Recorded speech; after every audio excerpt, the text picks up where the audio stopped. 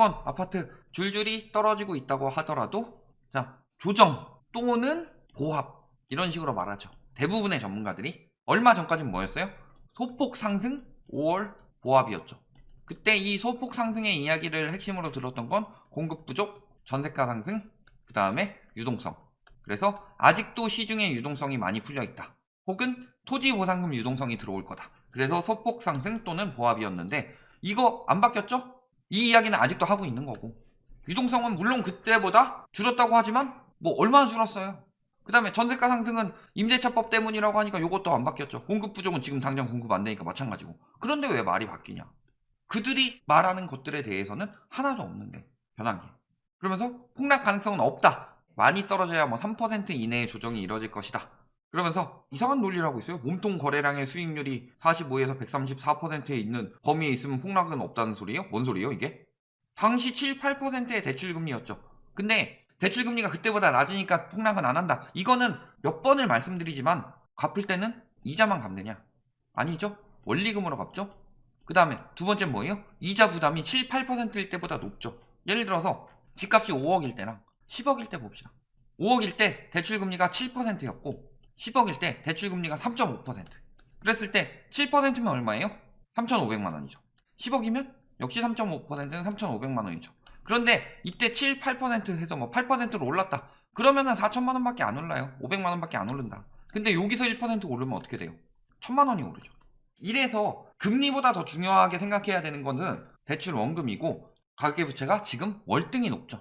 그래서 당시에 7, 8%일 때 전 이자 부담을 보면은 54조 정도 됐었는데 지금 4분기 거 아직 안 나왔는데 3분기 기준으로 4분기는 더 늘었죠. 올해 1분기부터 슬 빠지는 분위기인데 가계부채가 4분기 기준으로 3분기 금액에다가 4분기 금리만 곱해봐도 지금 60조가 넘어섰다. 그런데 금리만 가지고 그때보다 금리 낮으니까 괜찮아. 1억 빌린 사람이 10% 금리 내는 것보다 10억 빌린 사람이 2% 금리 내는 게 더 힘들어요. 미친 인간들아. 그리고 이 수익률은 뭐? 아직 수익을 내고 있으니까 폭락 안 한다? 이렇게 떨어졌을 때는 요 가운데 있는 사람들, 요쯤 샀던 사람들은 다 수익 내고 있었던 거죠. 수익률이 안 나와서 떨어지는 게 아니라 떨어지니까 수익률이 안 나오는 거죠. 왜 반대로 자꾸 해석을 하냐. 그러면서 공급 부족 때문에, 전세가 상승 때문에 집값은 상승할 것이다. 전세금은 오른다. 지난해만큼은 아니어도 전세값이 오를 것이다. 입주 물량이 줄고 월세화 현상이 있는데 왜 지난해만큼 안 올라요? 이상한 소리 하고 있는 거 아니에요? 그들의 논리대로라면. 전세 매물도 크게 줄었어요? 전세 매물 이렇게 늘어나고 있는데 데이터도 안 갖고 오고 맨날 저런 이야기만 하고 있죠. 이사대책도 추진 절반도 안 됐다.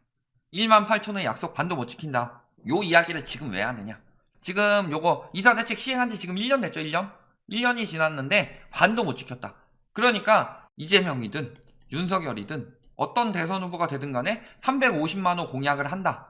그러면 요 350만호도 안 지켜진다. 공급 부족은 앞으로 이어질 것이다. 너네 저 말 믿고서 집값 떨어진다고 생각하지 말아라. 무조건 집값은 공급에만 영향을 받고 공급 안 되기 때문에 집값은 앞으로 계속 오를 것이다. 이런 식으로 여론 만들고 있는 거죠. 그러면서 언론에서 가장 많이 예시를 든 게 어디예요? 집값 잡으려면 MB 정부처럼 해라. MB 정부는 잡고 싶어서 잡은 게 아니었다. 아마 다음 정부도 잡고 싶어서 올리고 싶어도 못 올릴 거예요. 지금 보면은 제가 봤을 때는 후보 둘 다 집값을 잡을 마음은 크게 없다. 왜? 규제를 완화해준다는데 집값을 어떻게 잡아요? 집값을 잡는 핵심은 공급이 아니라 수요죠. 자, 모든 물품을 봤을 때 소비자 우선 중심으로 돌아가요? 생산자 중심으로 돌아가요? 특히 수요도 많고 생산도 많은 경우. 생산이 없다고 하는데 기존 아파트 역시도 똑같이 생산이라고 보시면 되죠. 이거는 계속 돌렸을 수 있는 거니까. 그러면 원래는 수요자 중심으로 돌아가는 게 맞죠. 그런데 왜 자꾸 생산, 공급에다가 초점을 맞추느냐? 왜냐면 수요는 정해져 있지 않으니까 속이기 너무나도 좋기 때문이죠. 핵심은 수요고 거기서 이제 수요를 얼마나 더 막느냐.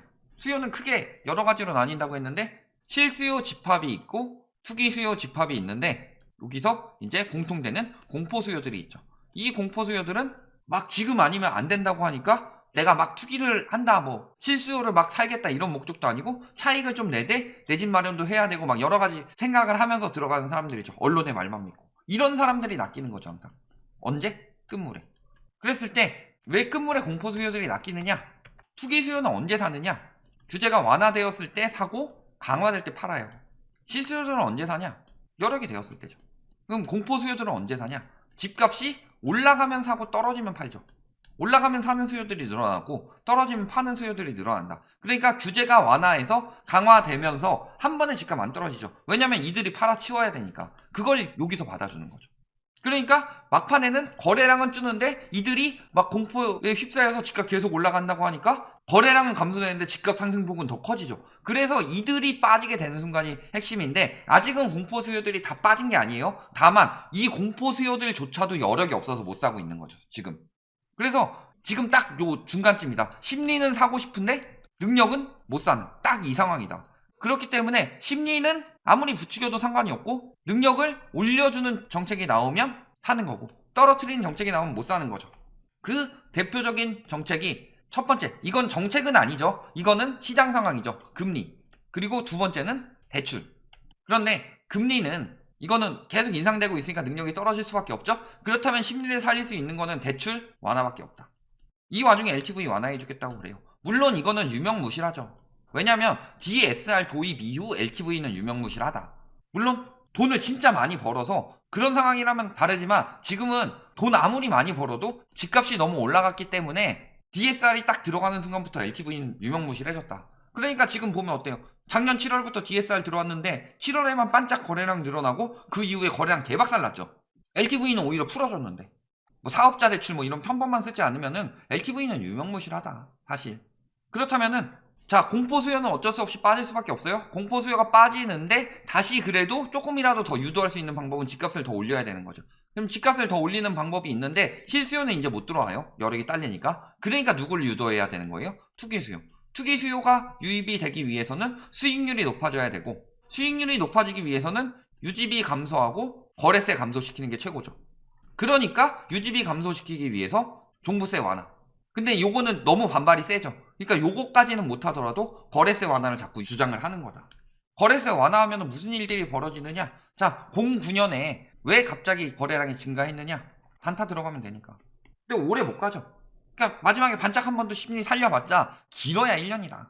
그리고 지금은 그때보다 훨씬 더 심각하죠. 왜냐면은 그때는 전세라도 오르고 있었는데 이번에는 계속 임대차법 때문에 전세 다시 오른다고 하지만 전세가가 이미 하락으로 바뀌었어요. 왜? 전세도 금리 인상되고 있죠. 그 다음에 대출도 축소되고 있죠.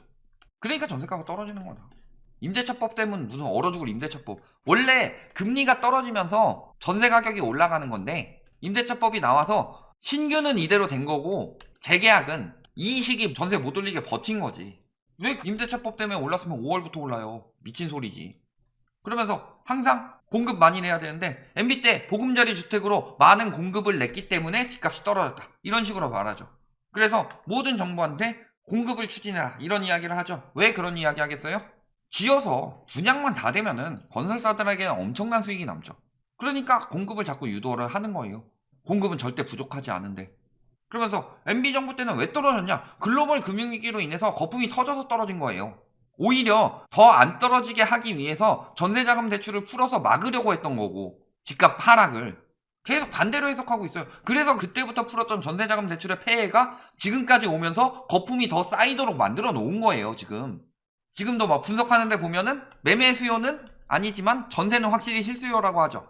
그래서 전세 가격 대비 매매 가격에 거품이 많이 낄수록 위험하다. 이런 식으로 분석하는 데가 있는데 전세가 실수요는 맞죠? 그런데 이때 전세 가격에 거품이 끼지 않았던 이유는 전세 자금 대출이 막 미친 듯이 안 나와서 그랬던 거죠. 그런데 여기에도 거품이 끼기 시작하니까 원래 전세 가격은 이렇게 오르다 멈추고 매매 가격이 이렇게 올라가면서 거품이 터져야 되는데 전세 가격을 더 올라가게 만들어 놓다가 이렇게 멈추니까 매매 가격도 더 올라갈 수 있는 여력이 되니까 이번에 거품이 더 낀 거다. 그러면서 MB정부처럼 오히려 다시 띄우고 다주택자들 피해 막으려고 했던 정부를 공급을 많이 해서 집값 떨어뜨렸다라고 이야기하고 있죠. 그러면서 여기는 제대로 추진했다. 그런데 MB정부 2009년부터 올해 말까지 2012년이죠. 그러면 거의 한 3, 4년간 목표치에 41% 했어요. 근데 이사대책은 1년간 목표치에 절반 정도 한 거죠. 근데 요거는 뭐예요? 다시 앞으로 기사 가서 볼까요? 약속 반도 못 지킨 도심 공공주택 절반 수준. 1년이나 지났는데 절반도 못 지켰어. 개판이네. 하지만 3, 4년간 41%나 하셨습니다. 찬양하라. 그리고 임대차법 갱신 때 전세가 폭등이라고 하고 있죠. 5% 상한 사라지고 급등한 시세로 계약해야 된다. 급등한 시세가 유지가 되냐가 문제죠. 그런데 지금 전세 가격이 어떻게 되고 있어요? 떨어지고 있죠. 자, 전세 가격이 언제 오르고 언제 떨어졌냐는 금리만 보시면 돼요. 금리 플러스 매매 가격. 그러니까 금리 올라가고 매매 가격 떨어지기 시작하면 전세 가격은 바로 떨어진다. 예외가 있었죠? 언제? 2010년부터 2013년. 요때는 2008년부터 전세자금 대출 계속 풀어줬기 때문에 요때가 예외가 된 거지. 자, 그러면 이번 정부에서도 똑같이 나왔죠. 2018년 11월부터 2019년 6월까지 매매 가격 떨어졌죠. 엄밀하게 말하면 5월까지. 그때 전세 가격도 같이 떨어졌다. 그러면 지금 매매 가격 떨어지고 있죠? 전세 가격 같이 떨어지죠? 그 이유는 뭐예요? 금리 인상 때문에. 일정 수준 이상 금리가 인상이 돼서 부담이 되기 시작하면 이렇게 되는 거죠. 근데 언제부터 영향을 받았어요? 거의 8월 금리 인상 때도 이미 영향은 크게 들어갔고 11월 금리 인상 때는 직격탄 맞았죠. 근데 1월에 또 인상했어요. 2월에 또 인상한대요. 전세가가 오른다고요? 말 같지도 않은 소리 하고 있는 거지. 지금 하반기 전세 가격도 꺾일 수 있고, 이분이 이야기하시는 거 전세 수요도 늘지만 매물도 같이 늘어난다. 왜 임대차법 갱신 이후에 매물이 같이 늘어난 점은 이야기 안 해요? 임대차법 때문에 왜 전세가 오른다고 했어요? 4년치 미리 받는다. 그거 미리 받고 싶으면 받아줘요? 수요들이 여력이 돼야 받아지는 거죠. 그 여력을 받쳐준 게 금리 인하였고, 그 다음에 또 한 가지는 뭐예요? 전세 매물이 줄어든다. 재계약 때문에. 그러면 재계약이 끝나면서 전세 매물이 늘어나니까 전세 가격은 떨어진다. 왜 이런 이야기 안 해요? 잘 보셔야 되는 게 전세 가격 하락세인데 재계약했던 수요들이 요 가격에서 재계약했다가 요 가격 떴어요? 그러면은 여기서 한 번 더 재계약할 이유 없죠. 안 깎아줄 것 같은데. 그러니까 요런 데 찾아서 가는 거죠. 그러면은 요 수요들이 나왔을 때 가뜩이나 늘어나고 있는 전세 매물로 경쟁은 더 세지죠. 경쟁은 더 세지게 되면 어떻게 돼요? 서로 내리는 안달이 날 거다. 정신을 차려라. 대장주 아파트 상승세도 꺾였다. 지금 그 상승세도 꺾였는데 아직 상승으로 나타내고 있어요. 왜? 여기는 뭐 호가 반영하고 뭐 별난리 다 치니까. 그런데 실질적으로 저번에 이야기했지만 대장 50 중에서 35군데가 떨어지고 있다. 그리고 매매가 떨어지면 전세가 떨어지는데 요때부터 전세 막 풀어놔서 전세가가 올라간 거죠. 매매가 떨어지면서도. 그러면서 다음 정부에서 또 풀었죠. 주춤하니까. 그래서 전세 가격 올렸는데 매매가 계속 떨어지니까 전세가도 주춤하죠. 그러니까 또 푼다. 그래서 계속 올라갔던 거예요. 그러다가 매매가 떨어지니까 전세가 같이 바로 떨어지죠. 그러면은 전세 가격이 올라갈 수 있는 방법은 딱 한 가지밖에 안 남았어요. 뭐? 정부에서 전세자금 대출을 더 푸는 거.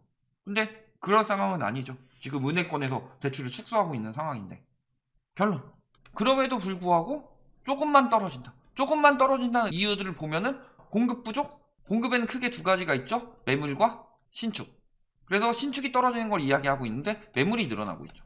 신축은 근데 무조건 플러스예요. 얘는 무조건 플러스 요소고 매물이 늘어나느냐 줄어드느냐에 따라서 공급에 영향이 받죠. 근데 수요가 감소해서 매물이 계속 늘어나고 있다. 지금 이 매물도 소화를 못하는데 신축이 플러스로 들어온다는 얘기예요. 두 번째, 전세가 상승? 임대차 문제가 아니라 금리랑 한도 문제였는데 앞으로 매매가 떨어지고 금리 인상되면 전세가는 떨어질 수밖에 없다. 갱신 시점에 매물 오히려 더 많이 늘어나서 위험하다. 뭐래도 절대 없다는 말들이 말이 안 되죠. 여기까지 말씀드리겠습니다.